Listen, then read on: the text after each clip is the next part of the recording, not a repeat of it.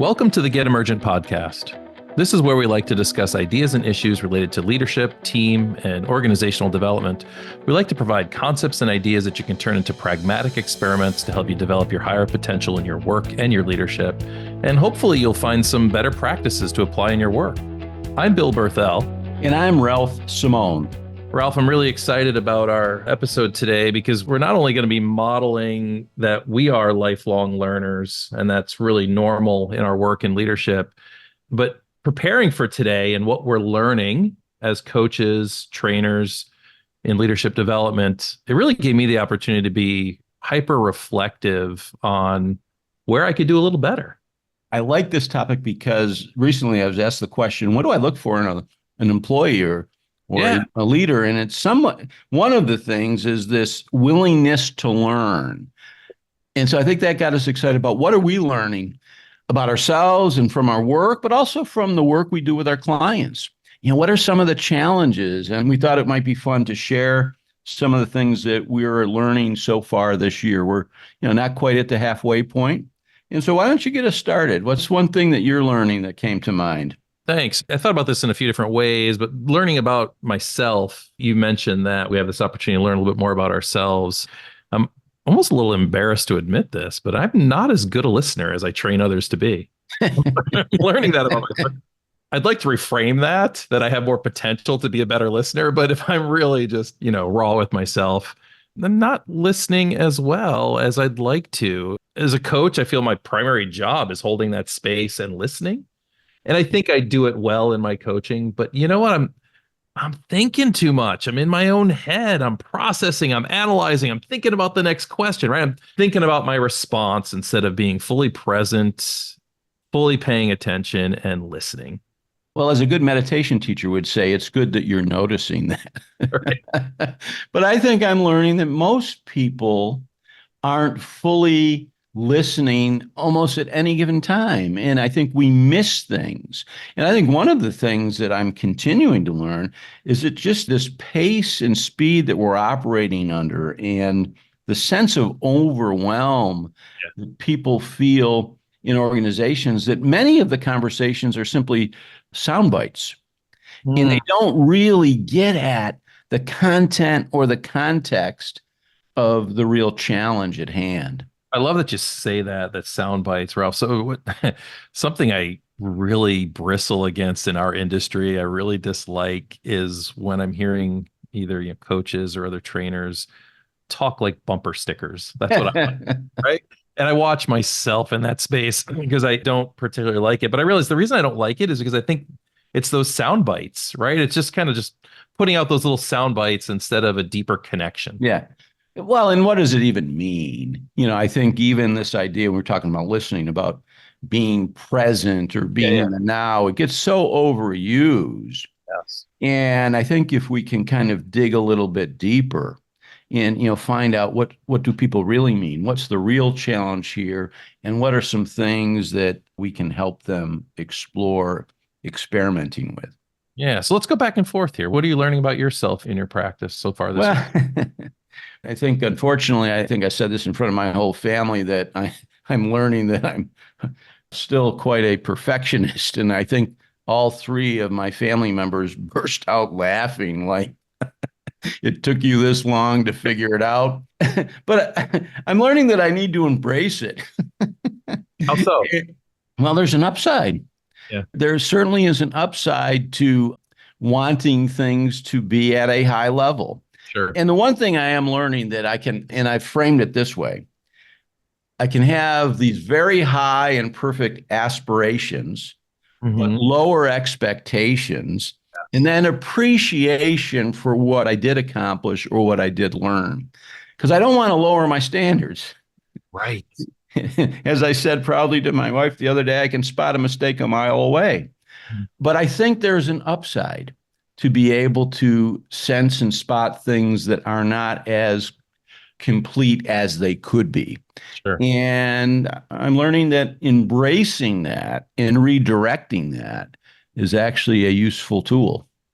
I hear an empowerment in that as well, right? So I think some perfectionists, I don't know if this speaks to you, but when I think about my tendency in that space is I'm comparing myself not just to my own standards, but others as well. The idea of changing expectations to aspirations, I don't know, I hear a self-empowerment in that. I hear an opportunity to maybe be a better version of myself compared to myself instead of external metrics. Yes, and I think shooting high satisfies this achievement orientation, but modifying one's expectations so you can be okay with whatever unfolds, so you stay in the game, and then appreciation of what you're learning in the process. So it is really a reframing.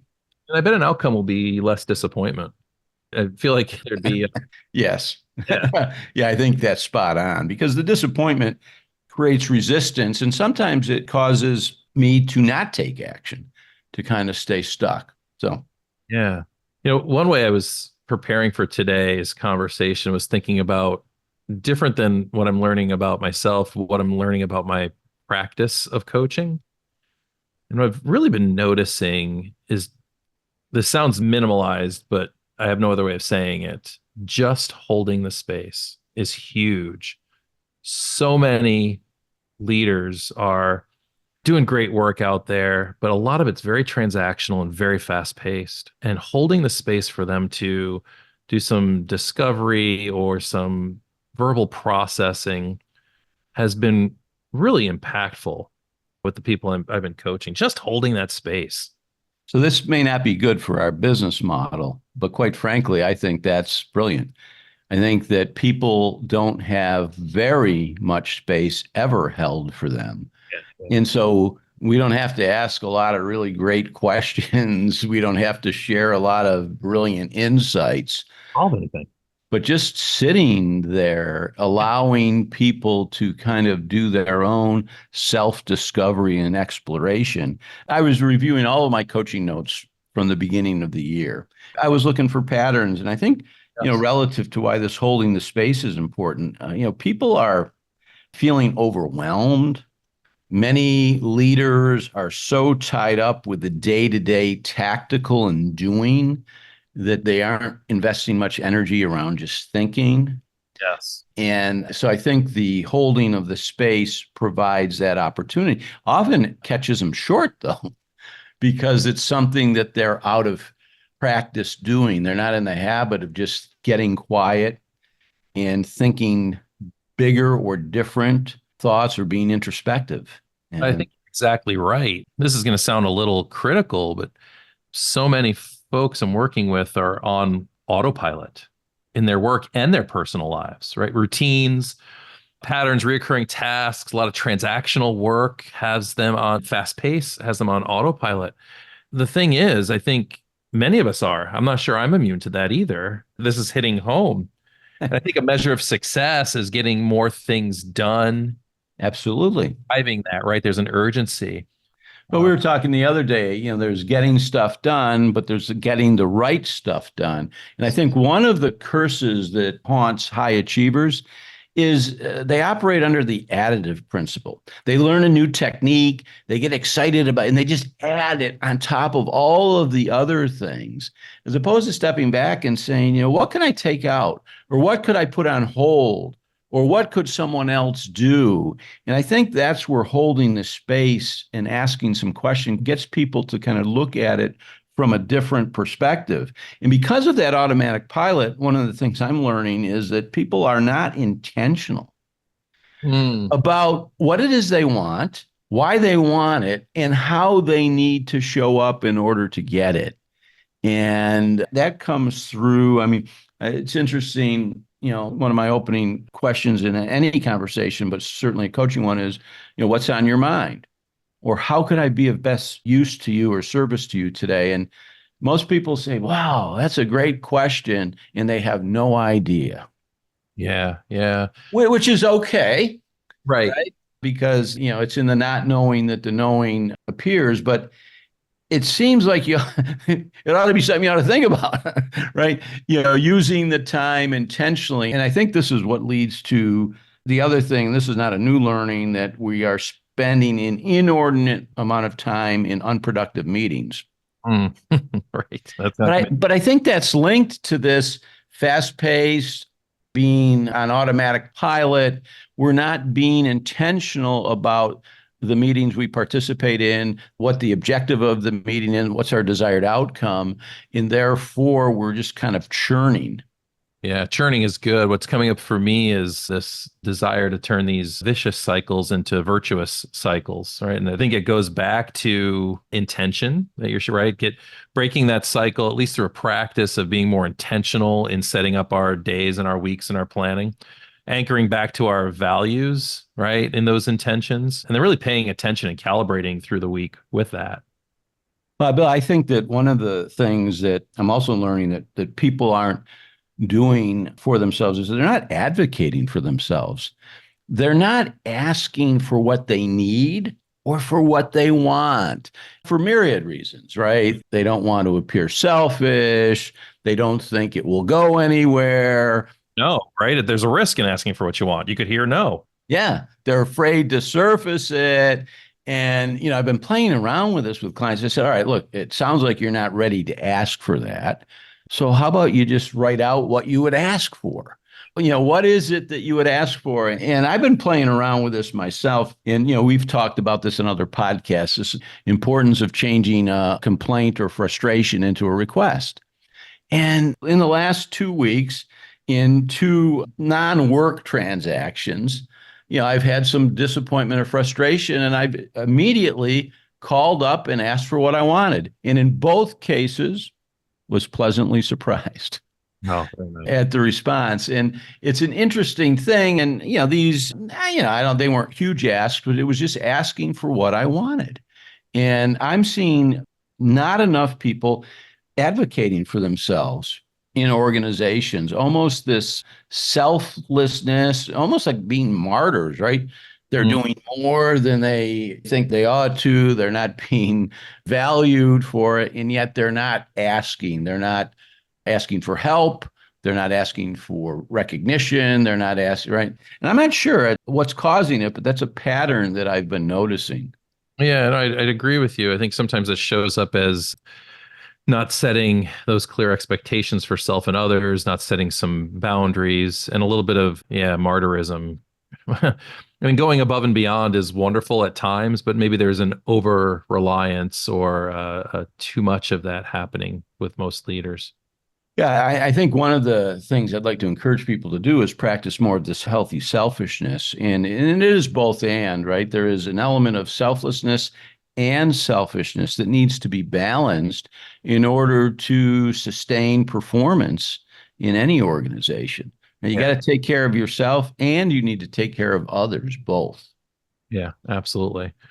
One more thing that I've been noticing, I'll say it's not a new learning, it's a reminder or a continued learning that despite all of our challenges and dysfunctions as people, there's some great things happening out there. There's some really passionate folks that are doing really good work in our communities. The majority of this is driven by a deep desire to do well. And I get re-energized by that, even in the face of the challenges and the complaints and the difficulties and the dysfunction. It's all fueled by really good people trying to do good work. Absolutely. And that's why I want to really kind of underscore this slowing down in this holding the space for others, because I think people are really unclear on how to navigate the current challenges in their organizations.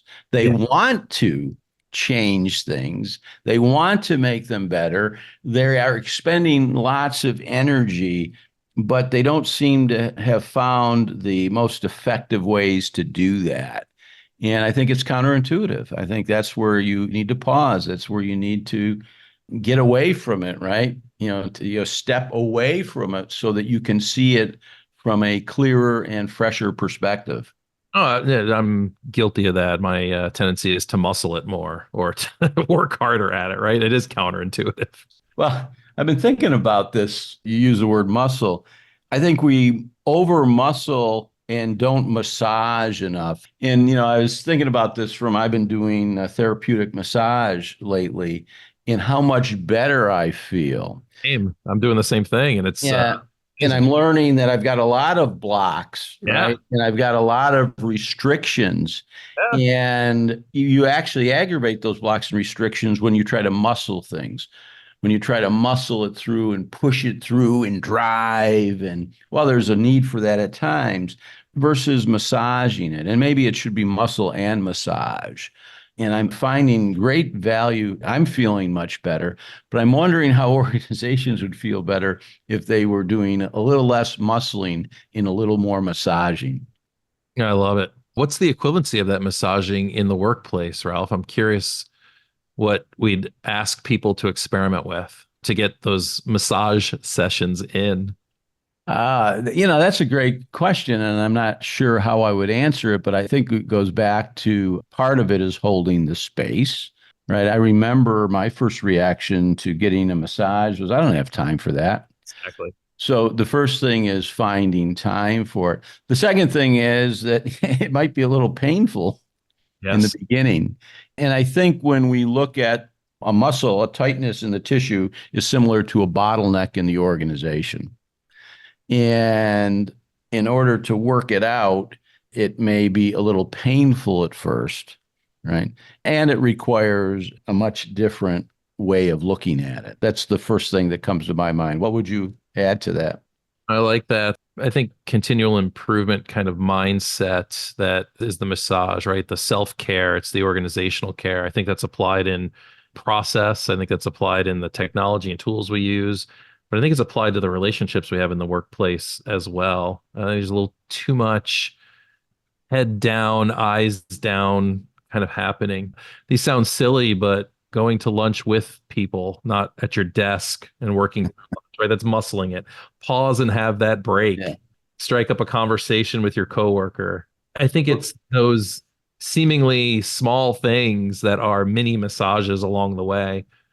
That's another thing I've learned. I've noticed that people seem to be less reluctant to go to lunch with somebody. I mean, I've suggested it a few times, and it's like, well, I got too much to do, or if I work through lunch, I can go home early, and I get that piece of We're it. talking about that's muscling it, right? Yeah, but I'm going to drive through it, and we're in a conversation with a client because I'm rethinking the lunch and learn offerings that Yes. we have because we're actually encouraging people by doing that. And so that's what I'm learning about us, not to take a break.